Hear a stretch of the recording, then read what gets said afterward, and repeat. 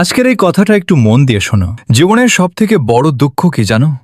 নিজের মা বাবাকে বুড়ো হতে দেখা। যেই কাঁধের উপর উঠে আমরা চাঁদ দেখতাম, আজ সেই কাঁধটা নেমে গেছে। সেই হাতটা যেটা আমরা পড়ে যাওয়ার আগে আমাদের ধরে নিত, এখন সেই হাতটাই কাঁদতে থাকে অন্যের হাত ধরার জন্য। সেই মুখটা যেটা প্রতিদিন সকালে হেসে দিনটা শুরু করত, এখন সেই মুখটাই বয়সের সাথে সাথে শুকিয়ে যাচ্ছে। একসময় যেই হাতগুলো আমাদের ধরে স্কুলে নিয়ে যেত, এখন সেই হাতগুলোই দেয়াল ধরে ধরে চলে। তখন সময় ছিল, কিন্তু বোঝার ক্ষমতা ছিল না। এখন বোঝার ক্ষমতা আছে, কিন্তু সময় নেই। আমরা জীবনে এতটাই সময় পেরিয়ে এসেছি যে আমরা পিছন ফিরে তাকালে সেই দিনগুলো আর দেখতে পাবো না। আমরা ভেবেছিলাম হয়তো আমাদের মা বাবা সারা জীবন একই রকম রয়ে যাবেন, শক্তিশালী এবং হাসি খুশি। কিন্তু এখন আমরা এটা বুঝতে পারলাম, সময় শুধু আমাদেরকে বড় করে নি, বরং মা বাবাকেও বুড়ো করে দিয়েছে। তাই যতদিন মা বাবা এই দুনিয়াতে আছেন, তাদেরকে সময় দাও। ওনাদের সাথে বসে ওনাদের কথা শোনো, কারণ এমন একটা দিন আসবে যেদিন ওনাদের চেয়ারটা তো থাকবে, কিন্তু সেই চেয়ারে বসার মতো মানুষটা থাকবেন না।